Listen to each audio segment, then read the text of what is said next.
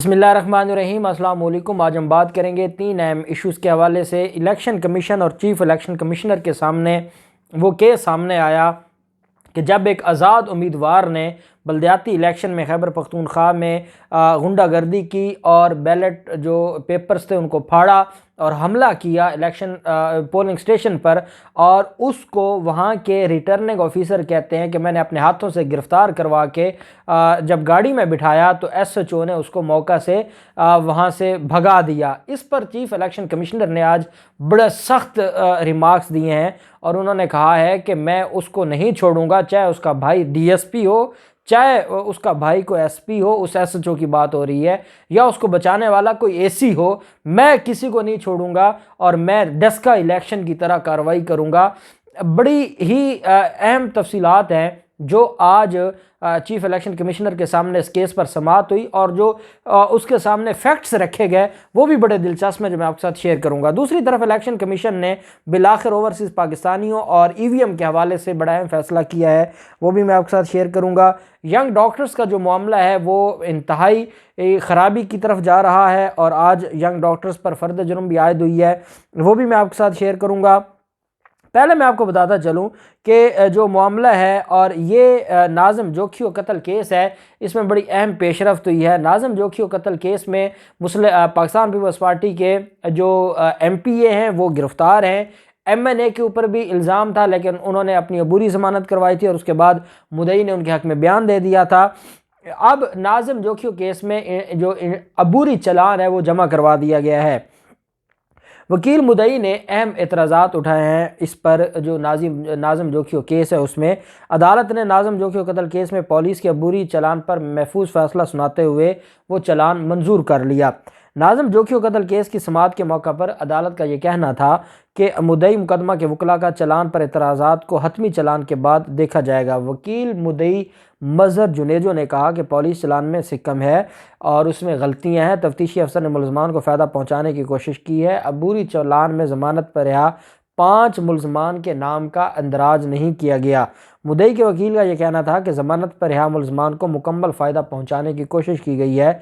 मुलजम जाहिद को बेगुनाह करार देना तफ्तीशी अफसर की बदनीयती ज़ाहिर करता है। मज़हर जुनेजो ने कहा कि तफ्तीशी अफसर ने मुलज़म को गिरफ़्तार किया और ना ही तफ्तीश की, बेगुनाह कैसे करार दे दिया गया। ज़मानत पर रिहा मुलजमान को गवाहों के बयानात के मुताबिक उनका किरदार ज़ाहिर करता है। इसके अलावा तफ्तीशी अफसर ने मफरूर सूरत शनास गार्ड्स गैर मुल्की 2 मुलजमान के नाम का इंदराज भी नहीं किया। पुलिस ने गैर मुल्की मुलजमान की गाड़ी बरामद की लेकिन मुलजमान के नाम खुफिया क्यों रखे। वकील मुद्दई ने इस्तदा की कि एफआईए से गैर मुल्की मुलजमान का रिकॉर्ड मंगवाया जाए और चालान में कत्ल की धमकी और मालूमात छुपाने की दफ़ात का इंदराज का हुक्म दिया जाए। और अदालत ने कहा कि अदालत में ये भी कहा कि इसमें इस चालान को रद्द किया जाए, लेकिन अदालत ने वो चालान मंजूर कर लिया और कहा है कि यह भी इंटरम चालान है, जब मुकम्मल चालान आएगा तो उस पर फिर आप एतराज़ उठा सकते हैं और उस पर आप सारी चीज़ों को देख सकते हैं।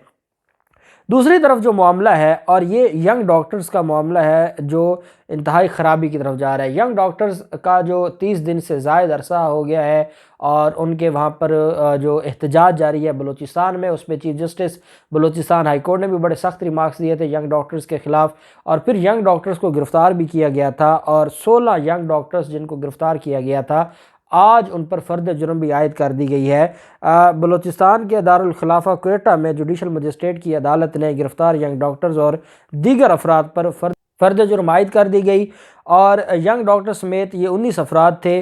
दौरान समाअत यंग डॉक्टर्स और दीगर अफराद ने जो सेहत जुर्म है उससे इनकार किया। अदालत ने आइंदा पेशी पर इस्तगासा के गवाहान को तलब कर लिया है। अदालत की जानिब से गिरफ़्तार यंग डॉक्टर्स और दीगर के ख़िलाफ़ केस की समाअत 25 दिसंबर तक मुलतवी कर दी गई है।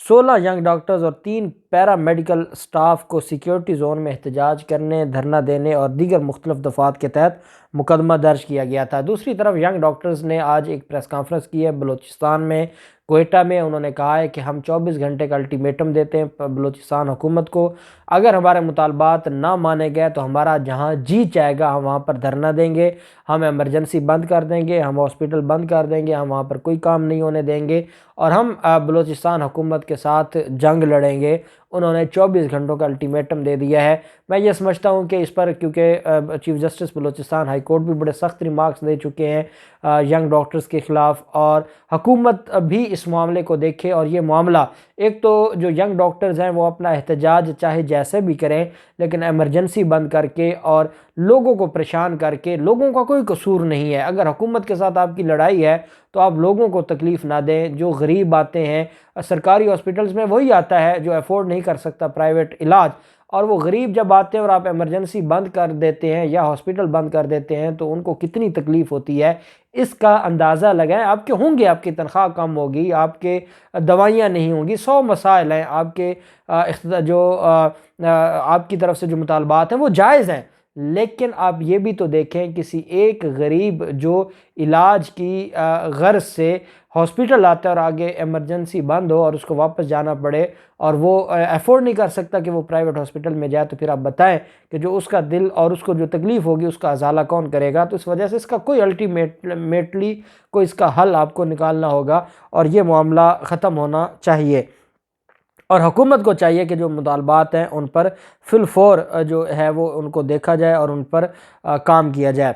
एक और चीज़, फवाद चौधरी ने जो बयान दिया, और फवाद चौधरी ने कहा है कि अगर पाकिस्तान तहरीक इंसाफ को ऐसे ही उस पाकिस्तान तहरीक इंसाफ की छुट्टी करवा दी गई या PTI कमज़ोर हुई तो मुल्क भेड़ियों के हाथ लग जाएगा। और भेड़ियों से मुराद उन्होंने शरीफ ख़ानदान, ज़रदारी ख़ानदान और मौलाना फजल रहमान ग्रुप को कहा है। और उन्होंने कहा कि जिस तरीके से ये जो मामला है और पाकिस्तान तहरीक इंसाफ के लोग अगर आपस में लड़ते रहे और उन्होंने इमरान खान को मजबूत ना किया तो फिर जो है ये मुल्क, नुकसान किसका होगा? मुल्क का होगा। क्योंकि फजल रहमान, उन्होंने कहा कि फजल रहमान और वो उनका जीतना, इसका मतलब ये है कि जो इंतहा पसंदाना उनकी एक अप्रोच है वो उसको फैलाएंगे या उसके ऊपर काम करेंगे, जिसका जवाब दिया है PDM के तर्जमान और हाफिज़ हमदुल्ला जो कि जमीयत उलमा इस्लाम के सीनियर रहनुमा हैं। उन्होंने कहा कि KPK में जो शर्मनाक और इबरतनाक शिकस्त है उसको छुपाने के लिए अब जमीयत पर तनकीद कर रहे हैं फवाद चौधरी। उन्होंने कहा कि जो आइन बनाने वाले पार्टी जमीयत को इंतहा पसंद कहने वाले खुद इंतहा पसंद और शिद्दत पसंद हैं। जमीयत की क़यादत मौलाना फजल रहमान आइन, पार्लियामेंट और जमहूरियत की जंग लड़ते लड़ते 3 दफ़ा खुदकुश हमलों का निशाना बने मौलाना फजल रहमान। और उन्होंने कहा कि खैबर पख्तूनख्वा में JUI की हुकूमत थी तब फवाद चौधरी पैदा भी नहीं हुए थे। फवाद चौधरी की पैदाइश से कबल मुफ्ती महमूद जैसे जमहूरी शख्सियत है जिन्होंने पाकिस्तान को 1973 का मुतफ़िका आइन दिया। जिस आइन पर मुफ्ती महमूद के दस्तखत हैं उस आइन के तहत तुम वज़ीर और इमरान खान वज़ीर आज़म बन के बैठे हैं और आज आप जमीयत उलमा इस्लाम फ़ेब पर बात करते हैं। आपको ये बात जायज़ ने आपको ये बात जो है और आपको ये काम वो नहीं आपको करना चाहिए और आपको ऐसी बात नहीं करनी चाहिए। दूसरी तरफ इलेक्शन कमीशन ने EVM और ओवरसीज़ जो वोटिंग का मामला है उस पर अहम इजलास तलब कर लिया। EVM और आई वोटिंग पर अहम पेशरफ्त हुई है। इलेक्शन कमीशन ऑफ पाकिस्तान ने EVM और ओवरसीज़ वोटिंग पर कायम टेक्निकल कमेटी का इजलास तलब किया है। इलेक्शन कमीशन के सेक्रेटरी उमैर हमीद की सरबराही में टेक्निकल कमेटी EVM और आई वोटिंग पर 3 मुख्तलिफ कमेटियाँ जो बनाई हैं, इजलास जुमेरात को ये तलब किया गया है। टेक्निकल कमेटी EVM और ओवरसीज़ वोटिंग पर अपनी सिफारिशात पेश करेगी। ज़राए के मुताबिक टेक्निकल कमेटी से EVM के इस्तेमाल के अमल पर रिपोर्ट और EVM की प्रोडक्शन पर पॉलिसी मांगी गई थी। ज़राए का यह भी कहना है कि इलेक्शन कमीशन ने टेक्निकल कमेटी से EVM के ज़रिए इंतखाबात के इनकाद के मुमकिनात पर भी रिपोर्ट मांगी थी। और अब ये जुमेरात को इजलास होने जा रहा है और उसके बाद बड़ी अहम पेशरफ्त होगी और उसमें जो ओवरसीज़ पाकिस्तानियों को जो हक़ वोट का मामला है उसके ऊपर भी काम हो रहा है। दूसरी तरफ पेशावर में अमन व अमान की ख़राब सूरत हाल पर सिटी कौंसल्स के जो इलेक्शंस थे और पोलिंग स्टेशंस में जो रीपोल केस है उस पर समाअत हुई। रीजनल इलेक्शन कमिश्नर RO और SSP ऑपरेशन इलेक्शन कमीशन में पेश हुए। स्पेशल सेक्रेटरी ने कहा कि 50 पोलिंग स्टेशंस पर अमन व अमान की सूरत हाल पर पोलिंग जारी रखना मुमकिन नहीं था। DMO ने जो district monitoring officer Saeed Khan ने कहा कि आज़ाद उम्मीदवार अरशद अली ने पोलिंग स्टेशन पर हमला किया, बैलेट पेपर फाड़े। आज़ाद उम्मीदवार अरशद अली ने अपने हामियों के साथ मिलकर बैलेट बॉक्सेस को तोड़ा आरओ से फ़ोन पर बात हुई, उन्होंने कहा कि ज़िम्मेदारान को गिरफ़्तार करा दिया है। स्पेशल सेक्रेटरी ने कहा कि पुलिस की दर्ज एफआईआर में गिरफ्तारी का जिक्र नहीं है। Election commission chief election commissioner ने कहा कि क्या आज़ाद उम्मीदवार अरशद अली का कोई रिश्तेदार पुलिस में तो नहीं।